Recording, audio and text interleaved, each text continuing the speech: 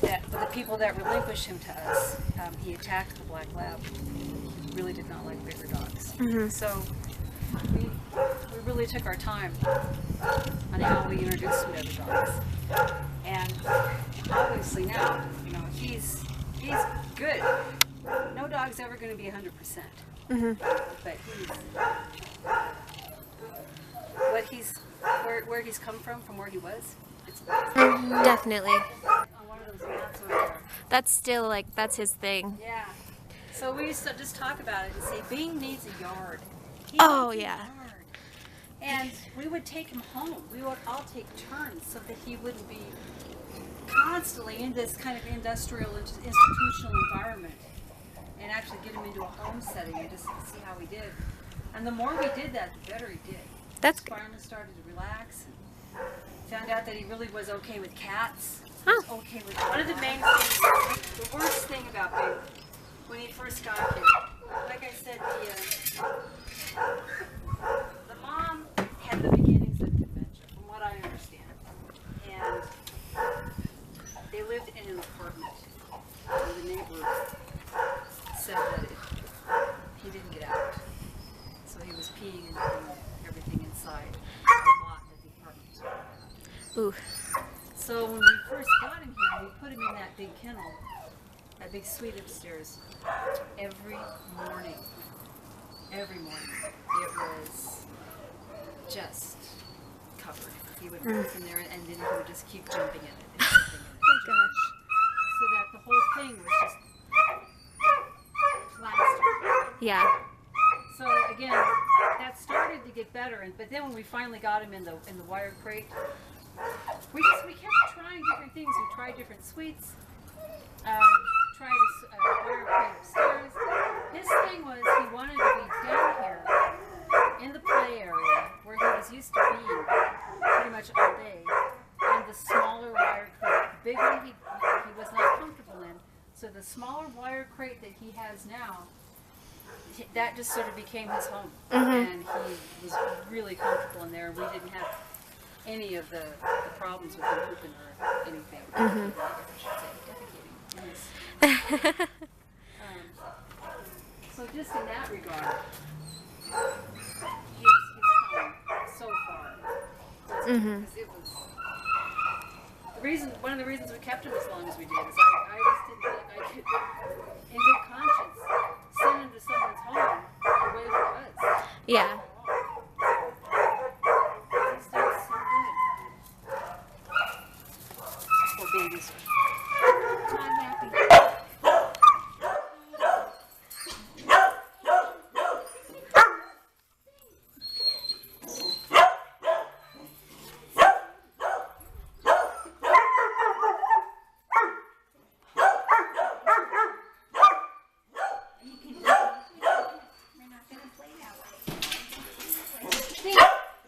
Bing.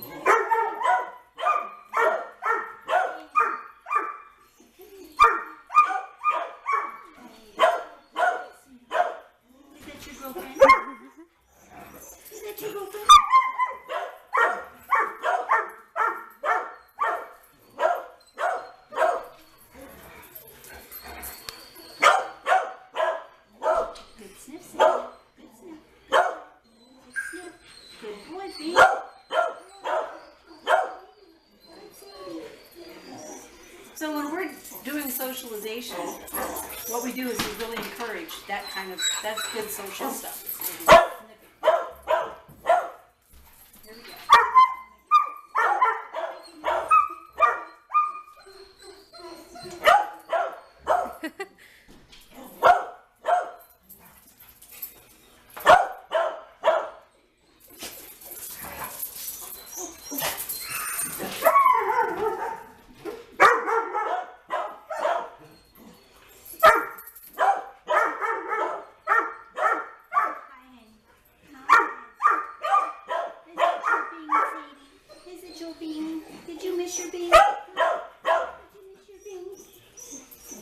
Bing missed his You know, auntie. him just running around in the grass when she came in one time. Really? Zipping around the grass. Hi, baby. Hi. So, some of the changes. It's just too hard to hear him. So Yeah. that when Bing first got here, he wouldn't let us touch him, basically. So we just did all of the positive reinforcement. I did clicker work with him, clicker training, so that I'd get him to look at me and he would get a click and a treat. Got him to actually touch me, targeting. And once you get a dog or a cat, an animal, to touch you, then you're not so scary. And he had kind of a big breakthrough with that. And yet he would actually let me pet him, because he wouldn't even let me pet him. For the first, I would say, 2 weeks that we had him, you couldn't pet him. So, most of this isn't, you're not going to be able to hear because of dogs. Yeah, we'll get it all again. All right. So, we had him in one of our biggest suites up there because we knew he was going to be here. I guess I should back up and just give you why he ended up here.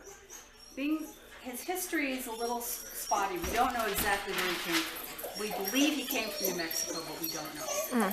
He was adopted by an elderly couple, and the father had passed away, and the mom was in the beginnings of dementia, and they just could not take care of him. He had been shuffled around in the span of about 4 months to 5 different places. 2 kennels, back to the shelter. She actually slept in her car with him overnight because she really loved this dog. So when he came here, he was pretty much a mess. You know, it was another institution of feeling for him. And I think he just didn't understand. He didn't know that it wasn't a shelter type environment that he was going to be able to play. When we first introduced him to other dogs, he wouldn't play at all. He was very snippy, and I honestly didn't know if he was going to be, if we were ever going to be able to rehome him initially. So we put him in one of the biggest suites up there because we knew he was going to be a long stay. And what he would do constantly is just jump. Jump up and down, jump up and down, jump up and down. So we called him our bouncing Bing. And you could hear him. People down here could hear him just bouncing, bouncing, bouncing. It was constant. And then when he would come down here, it was the same thing. He would just jump here, jump here, jump here. He doesn't understand that he can jump over things. He just jumps up and jumps up and jumps up. So that was a behavior. I didn't know if it was an OCD thing with him or not. It was absolutely non-stop. And then as he started to relax, the jumping wasn't so bad. And then when we got to the point where we realized he really liked a wire crate instead of a suite, that behavior really changed. So he had a favorite toy that we made sure we always had, a little sheep. I don't know if his little sheep is still with him or not. He still has it. That was sort of his little, she kind of became his little security blanket. So wherever we had him, that little sheep, he just, it's his little girlfriend. He was very happy with them. What was the most challenging thing with Bing? Having him interact with new people. He was really not good with new people. And if I had a new employee, we had to go through the whole Target, treats and Target, and have him actually go and touch the person and be comfortable with them. And it wasn't so much Bing, it was making people understand you don't just go and put your hand out in front of a strange dog because you can get bitten. People need to understand that coming up to a dog and doing this can be very scary for a dog. Because you can still see it in his face. Like, he still has that little... For a stranger, what you want to do if you're meeting a dog you've never met before, if they'll let you, you're going to pet them under the chin like this or on the side. And then you're going to stop. And if they come back to you, if they're comfortable with that, then you can do it again. But if the dog is like backing up, the dog doesn't want to be petted, doesn't want to be touched. So that was really the biggest challenge with him, getting him to actually let people touch him. Yeah. It was kind of scary. Definitely. I know I was a little nervous of Bing when I first came and worked here, but I remember the first day it was like, I love this dog. Even though he had issues, he's a sweetie. He is a sweetie. Yes. And he's getting better all the time. Aren't you? Aren't you? Yes. So the biggest challenge. There you go. He used to do circle. I don't know. Have you been doing anything with him circle-wise? Not really. Think. Remember? He doesn't remember. Do you? Do you want to go this way? Think. I just started working on that when he was a baby. So bing. All right. This is the target. Focus. Perfect eye contact. Mm-hmm. That's one thing that's amazing about him. Bing. Focus. Boy. All right. Does he shake? Still? Mm-hmm. Bing. That's my sister's favorite thing to practice with him, so he does it like every day. Touch. Oh, I got it. I got the foot. Touch. Good boy. That is what we did to get him to not be afraid. We can't get him to actually touch. Touch. Good. I had to use my voice on that one. All right. So. Such a good boy. Bed.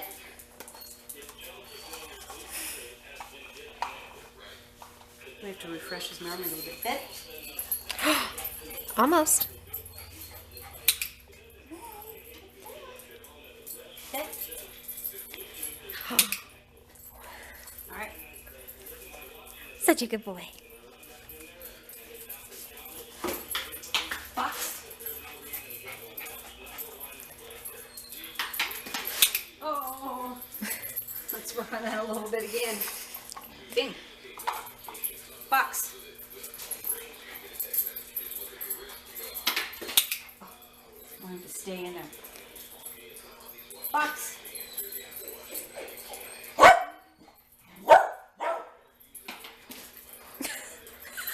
Oh, you're just so excited.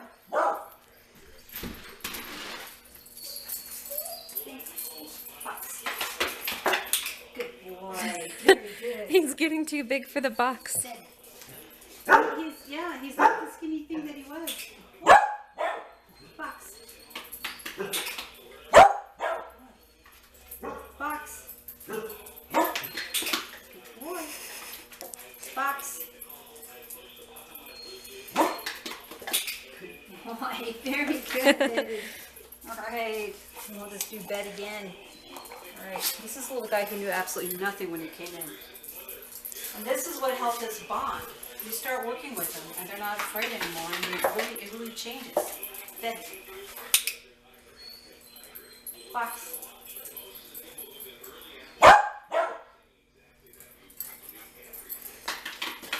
Good boy. Very good. I'm so proud of you. I am so proud of you. Yes, I am. Yes, I am. All right. Let's get the ball over. Over.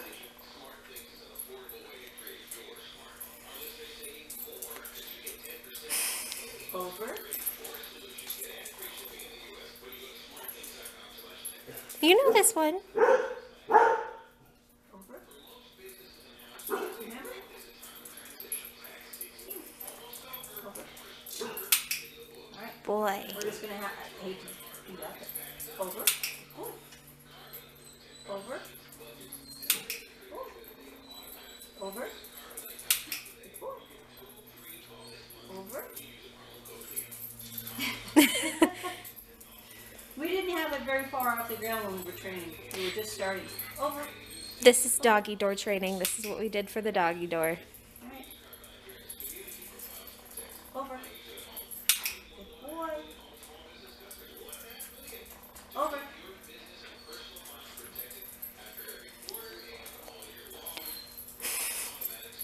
Over. Nope. Are you over it already? Come on, baby. Over. Are you having teenage angst? Are you done? Are you not quite getting it? Over. Okay, he's done. That was a pretty long little session there. That's okay. He did good.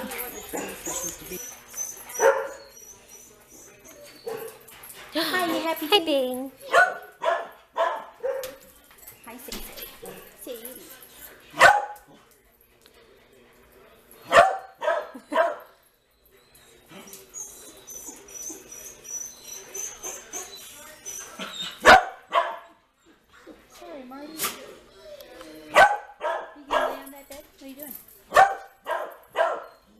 What you doing? Do you want to go in there or not be in there, or what do you want to do? I'll probably stay right here. Because if I'm in there, he's going to want to be like right next to me, so. Here she goes.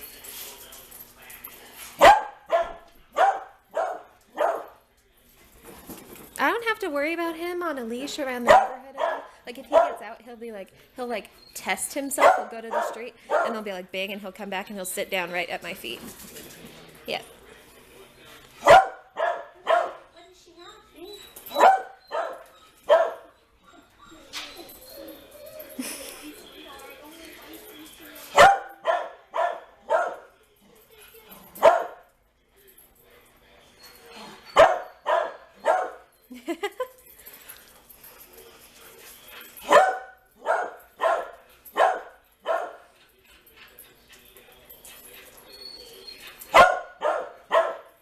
Have a history of being fearful and scared.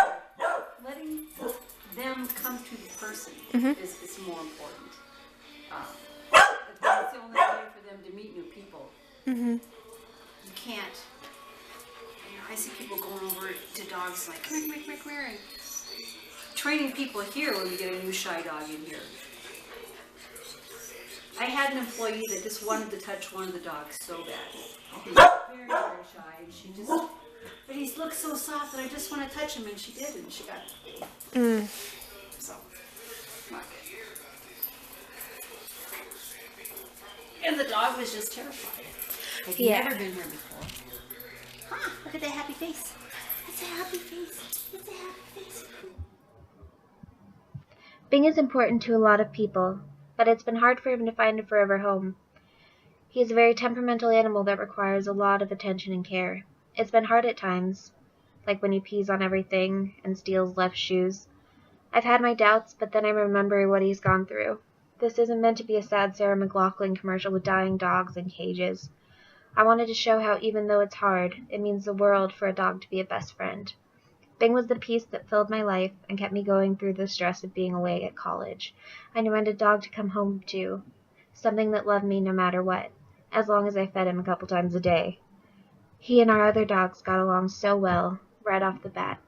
Him, Toby, and Lucy were the perfect threesome.